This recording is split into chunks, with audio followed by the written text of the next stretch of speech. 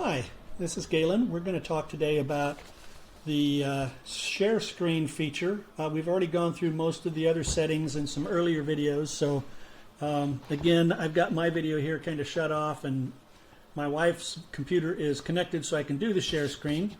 But a few things we want to notice here right off the bat. Down here at the bottom, the green button that says share screen. That's where you go to share your screen, obviously. Once you click that, it comes up and shows you several choices. Most anything that you have running on your computer at this point in time will be on this screen. And I highly recommend that you select this one right here that's got the blue around at the top left-hand corner that says screen, and I'll show you why in just a little bit. Very important, I think, that you do that. So I'm going to go ahead and share my screen. And I'm going to move over to PowerPoint. And I did that by using the Alt-Tab key on my computer. And let me just pop over here and let's, I'm going to hide the control bar up here at the top, start the slideshow.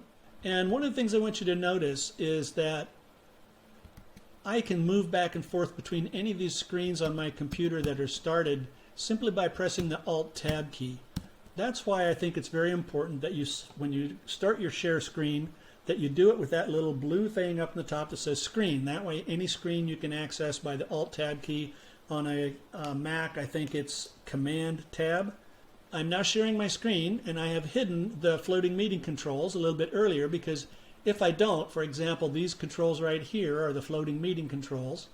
If anywhere they are on the screen will show up black on any screens you're sharing to. So normally you're going to want to either move those out of the way or hide those, and you can hide them by coming to these three buttons. It says more, the three dots, and you can say hide floating meeting controls and it will hide that panel.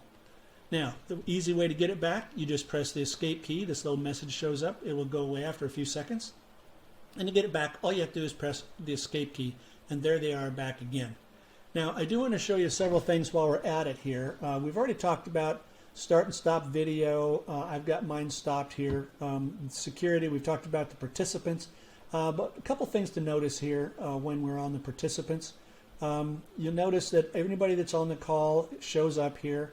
And if I come over to more, I can chat directly with them. I can ask them to start their video. So there's a lot of things that are important about this bar at the top.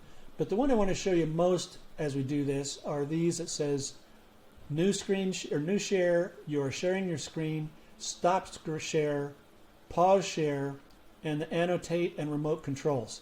So right now you notice around the outside of this box my screen has a green line.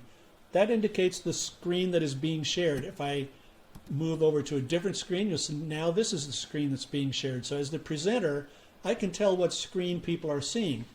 If this screen ever turns, this outside box ever turns a different color, then it will not be shared. For example, right now, if I click on pause share, you see it turns orange. And the message changes here. Your screen sharing is paused. I can resume that share by simply clicking on resume share. So the pause share and resume share kind of toggle back and forth. I can also stop my share by clicking on the stop button.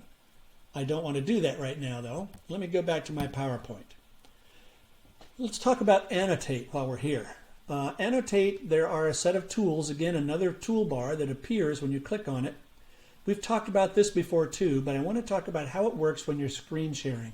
So I'm screen sharing this slide out of my PowerPoint right now, and if I want to draw attention to something on it, I can do that by circling a certain section on the screen. I'm going to clear that just so you can see how that's done. I could select things on the screen. I can click on the text, and this is text if I want to make a message on what I'm sharing. And again, I can clear that by clear all my drawings. There's a draw, so I can use predefined shapes, lines, different widths and thicknesses of lines, arrows. There's also stamp. Now stamp lets you put a little indicator on the screen, another way of drawing attention to something. Various things you can do. You can put a check mark, you can use X, you can use heart to say you like something, you can put a question up there. It says, okay, so what do you guys think about this?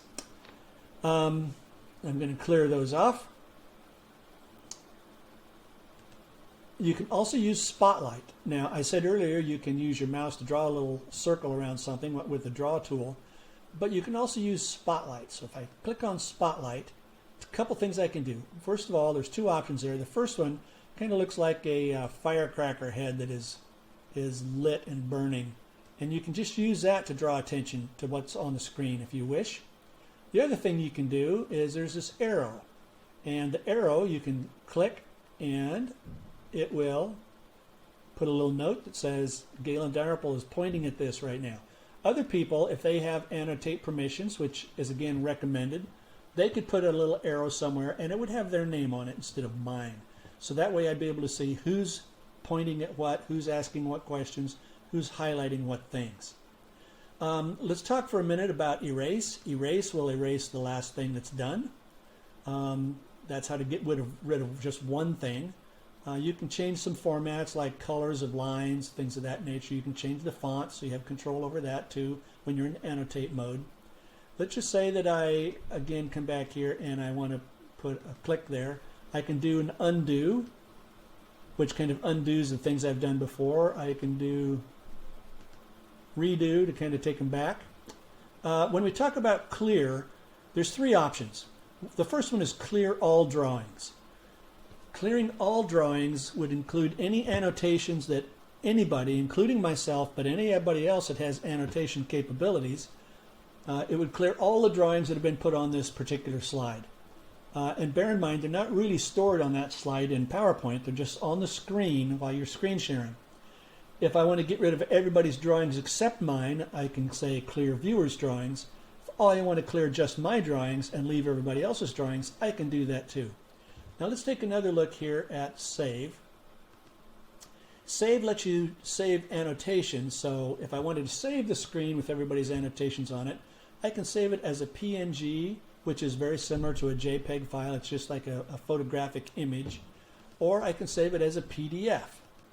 And if I say I want to save it as a PDF, that's exactly what it will do, and it will put it in my Documents folder, in a Zoom folder that it creates, and it saves the PDFs in that spot, or the PNGs.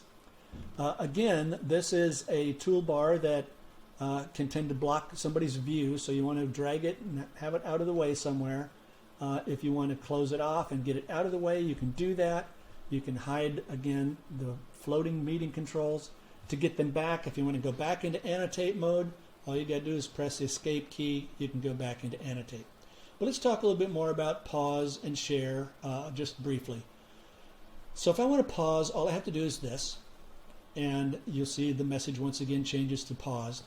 I may stop share. I want to give somebody else control. I can do that if I choose.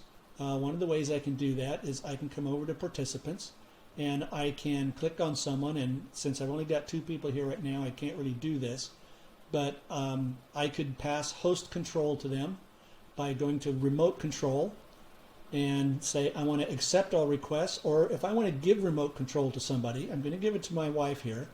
Now you'll see that it says it's waiting for Laurel to control my screen. Well, she's not at her computer, so she's not going to do that. But if I want to take control back, I just come up here, click on remote control again, and say abort control. And that way I have control back. I can resume my screen share. So that's screen sharing. Screen sharing is very, very important when you're doing a training. It lets you move from one thing quickly to another. For example, again, once here, again, I'm in my PowerPoint presentation. If I want to move over to Google Jamboards, I can do that pretty easily if I have my Jamboards running, and I do here. So there's one of my Good Health Scripture Jamboards where people come in here, read this verse. This is for the Tiger team. That's what that's for up there. And then they would just type their response here in this box by double-clicking it. Or maybe I want to go to Google Drawings. I might use both in a given lesson. So in order to get to Google Drawings now, I can just click over here, and now I'm in Google Drawings.